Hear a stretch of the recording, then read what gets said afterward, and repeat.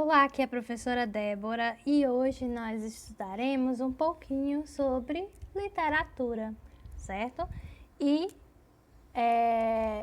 falaremos sobre os primeiros períodos literários, trovadorismo e humanismo, que surgiram lá em Portugal, certo? E a partir desses períodos que foram criados outros períodos literários que surgiram aqui no Brasil.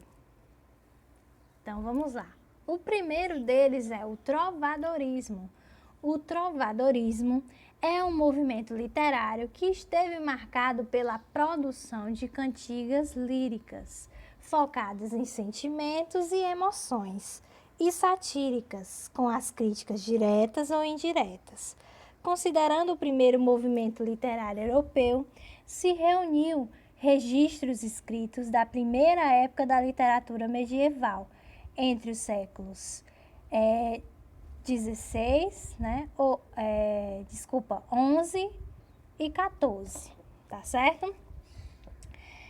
Esse movimento, que ocorreu somente na Europa, teve como principal característica a aproximação da música e da poesia. Nessa época, as poesias eram feitas para serem cantadas ao som dos instrumentos musicais. Geralmente eram acompanhadas por flauta, viola, aluade, e daí o nome cantigas. O autor das cantigas era chamado de trovador, enquanto o jogral as declamavam e o menestral, além de recitar, também tocava os instrumentos. Por isso, o menestrel era considerado superior ao jogral, por ter mais instrução e habilidade artística, pois sabia tocar e cantar. Todos os manuscritos das canções trovadorescas encontradas estão reunidas em documentos chamados de cancioneiros. Então, gente, esse período, o primeiro período, ele marca pela produção das cantigas, certo? Existem 4 tipos de cantiga que surgiram nessa época, que a gente vai ver mais à frente. Divididas em líricas e satíricas. Líricas focadas no sentimento, nas emoções, e satíricas focadas na crítica, certo? Então, esse período foi muito importante porque a partir daí surgiram vários outros, certo? E também influenciou bastante na criação de músicas, tanto naquela época como posterior. Hoje em dia tem muitas canções que são influenciadas ainda dessa época, certo? Vamos ver mais um pouco. Em Portugal, esse movimento teve como marca inicial a Cantiga da Ribeirinha, ou Cantiga de Guarvai, escrita pelo trovador Paio Soares de Taveiroz, em 1189 ou 1198, pois não se sabe ao certo o ano em que ela foi produzida. Escrita em galego-português, a língua que se falava na época lá em Portugal, a Cantiga da Ribeirinha é o registro mais antigo que se tem da produção literária desse momento nas terras portuguesas. Então, a Cantiga da Ribeirinha foi a primeira escrita, certo? Lá em Portugal, que foi escrita pelo trovador Paio Soares de Taveiroz, e assim marcou a produção literária lá das terras portuguesas. Aqui tem um trecho dessa cantiga. No mundo não me sei parela, mente me for como me vai, caja amor por vós, e ai, minha senhor branca e vermelha, queredes que vos retraia, quando vos me vida ensaia. Mal dia me levantei, que vos então não vi feia. No caso aqui, vocês está um pouquinho estranho, que idioma é esse, né? Aqui era o idioma galego-português, que era falado, a língua que era falada na época, certo? Lá em 1189, ó, muito antigo, certo? E depois, passando por várias variações, é que chegou no português atual, tá certo? O contexto histórico do trovadorismo, o que acontecia lá em Portugal, na época que o trovadorismo surgiu. O trovadorismo ele teve origem no continente europeu durante a Idade Média, em um longo período que esteve marcado por uma sociedade religiosa. Nele, a Igreja Católica dominava inteiramente a Europa. Nesse contexto, o teocentrismo, ou seja, Deus no centro do mundo, prevalecia, cujo homem ocupava o lugar secundário e estava à mercê dos valores cristãos. Dessa maneira, a Igreja medieval era uma instituição social mais importante e maior representante da fé cristã naquela época. Ela ditava os valores, influenciando diretamente o comportamento e no pensamento do homem. Assim, somente as pessoas da igreja sabiam ler e tinham acesso à educação. Nesse período, o feudalismo também era o sistema econômico, político e social que vigorava. Outra característica, né? O que estava acontecendo na época? Feudalismo, certo? Baseada em feudos, grandes extensões de terras comandadas pelos nobres, a sociedade era rural e autossuficiente. Nele, o camponês vivia miseravelmente e a propriedade de terra dava liberdade e poder, certo? Então, acontecia o quê?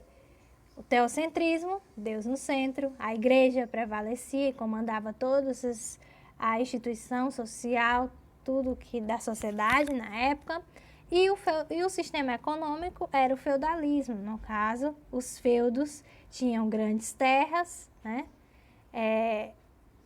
As terras eram feudos que comandavam, né, pelos nobres, e a sociedade, aí o restante da sociedade trabalhava para esses nobres, certo? No caso, eles focavam mais na área rural, agricultura, certo?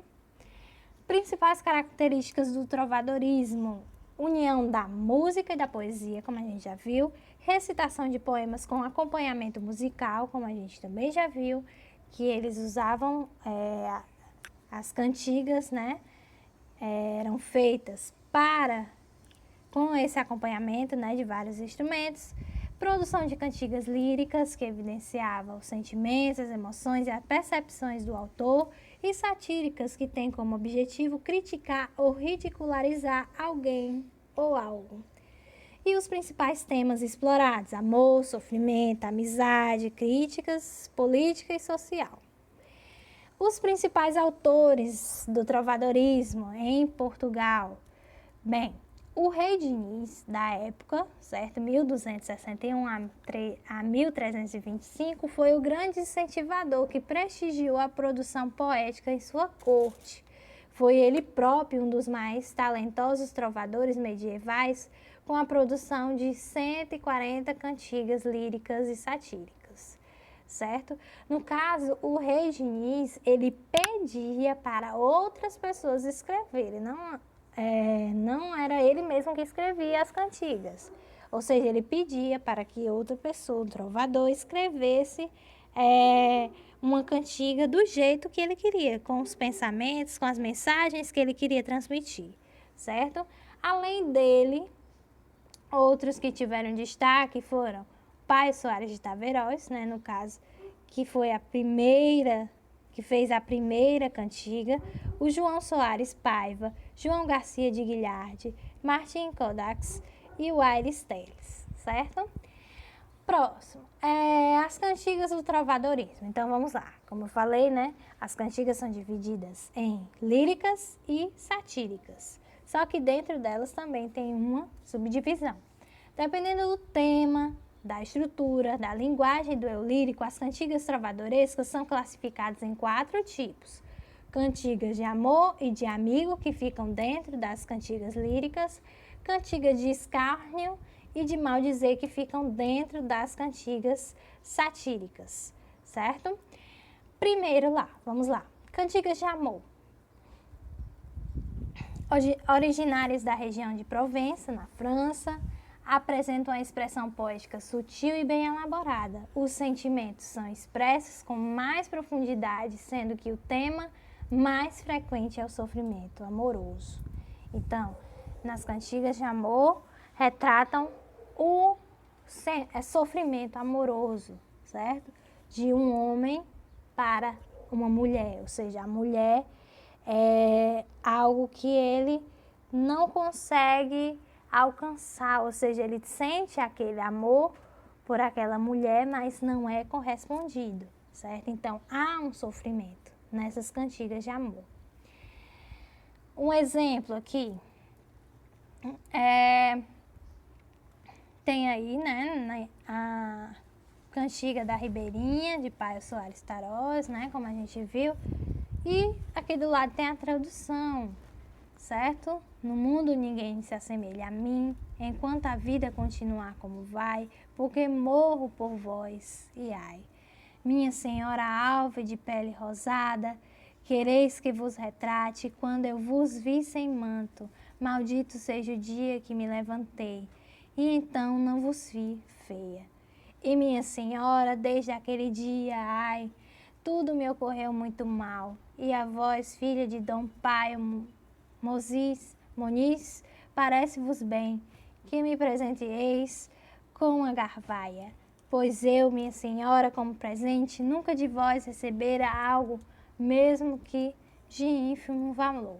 Tem mais esse poema, essa cantiga, desculpa, é muito longa, certo? Tem mais coisa.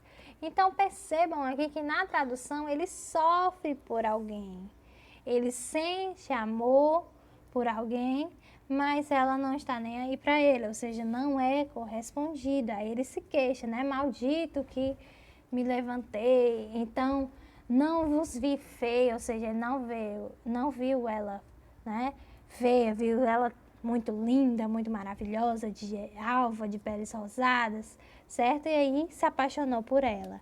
Só que esse amor não é correspondido, certo? Próxima cantiga, cantiga de amigo. Originárias da Península Ibérica, as cantigas de amigo constituem a manifestação mais antiga e original do lirismo português. Nelas, o trovador procura traduzir os sentimentos femininos, falando como se fosse uma mulher. Nessa época, a palavra amigo significava namorado ou amante. No caso aqui, novamente, as cantigas de amor era de um homem para a mulher, certo? Uma mulher, no caso, um amor que não era correspondido. Já nas cantigas de amigo, elas mostravam um sentimento de saudade, no caso, representava como se o namorado tivesse partido, o amante tivesse partido e nunca mais voltado. E assim a pessoa, né, o eu lírico, a mulher, fica ansiosa, aguardando pela volta desse amado, certo? Só que, mesmo a diferença entre a cantiga de amigo e a cantiga de amor. Na cantiga de amor, o eu lírico é masculino, ou seja, de um homem para a mulher amada. Já na cantiga de amigo, é de uma mulher para um homem, né, que partiu, ou seja, sente saudade daquele amante, daquele amor que partiu, certo? Mesmo que o eu lírico seja feminino, quem escreve é um homem, como se fosse uma mulher, certo? É um homem que escreve. Por quê? Porque ainda naquela época tinha aquele preconceito e as mulheres não escreviam, não podiam escrever, não podiam fazer poemas, certo? Então, por isso que aqui é uma tentativa de mostrar um eu lírico, uma voz feminina para um amado que partiu. Aí mostrando sentimento de saudade. Vamos lá. Essa cantiga aqui, o exemplo. Ai Deus, se sabora meu amigo, de Martins Kodax. Ai Deus, se sabora meu amigo, como eu, senheira, estou em Vigo e vou namorada. Ai Deus, sebora meu amado, com eu, Vigo, senheira manho, e vou namorada, certo? Aí por aí vai, aí, e vou namorada, e mulhas garras não hei comigo, ergas meus olhos que choram, migo, e vou namorada, e mulhas garras migo não trago, Ergas meus olhos que choram ambos e vou namorado. Ou seja, ela sente saudade, ela sente, chora, né? Mostra aqui o momento que ela sofre de saudade pelo aquele amado, amante que partiu, certo? Ok? Próxima, cantiga de escárnio e de maldizer. Esses tipos de cantigas são satíricos e irreverentes, as quais reuniam versos que criticavam a sociedade e os costumes e ridicularizavam os defeitos humanos. E qual a diferença? Todas duas, tanto as cantigas de escárnio como as cantigas de maldizer, elas fazem essa crítica social a alguém. A diferença entre elas é que na cantiga de maldizer, na cantiga de escárnio, não diz quem é a pessoa que está sofrendo essa crítica. No caso, para quem é essa canção, né? Para quem é essa crítica em forma de cantiga. Já na cantiga de maldizer, diz quem é, diz lá o nome mesmo, para ele ser ridicularizado, ou seja, todo mundo saber o que está acontecendo, o que ele está fazendo de errado, certo? Então, essa é a diferença. Escárnio não diz o nome, critica, mas não diz o nome, e maldizer critica, mas diz o nome, para que todo mundo saiba quem foi que fez as coisas erradas, certo? Aí aqui é um exemplo da cantiga de escárnio, Adon Foan Quereu Gramal, de João Garcia de Guilhard, certo? Adon Foan Quereu Gramal e Queira Sarmoremo Grambien, certo? Gran sazon ai que me esquever, e nunca já farei algo. Continua, certo? Aí ele vai dizendo que a pessoa faz mal, certo? Aqui no finalzinho, no outro, ó. De parecer e de falar e de boas manhas a ver, ela nona pode vencer, dona do mundo, ao meu cuidar. Ela fez o nosso Senhor e ela fez demo maior, o demo o faz falar. E pois ambos a dois são como eu tenho no coração e o julgo a quem que pode levar, certo? Então aqui ele critica alguém, certo? Então quero me manifestar, tenho que falar, porque essa pessoa ela fez coisas erradas e partiu, né? De certo modo partiu o coração e aí eu tenho que divulgar, tenho que criticar essa pessoa, certo? Aqui no caso não diz o nome, tá? Não diz o nome da pessoa, então é cantiga de escárnio, certo? Se tivesse o nome, se aparecesse o nome aí, era de maldizer, certo? Assistam o próximo vídeo para conhecermos sobre o período literário humanismo.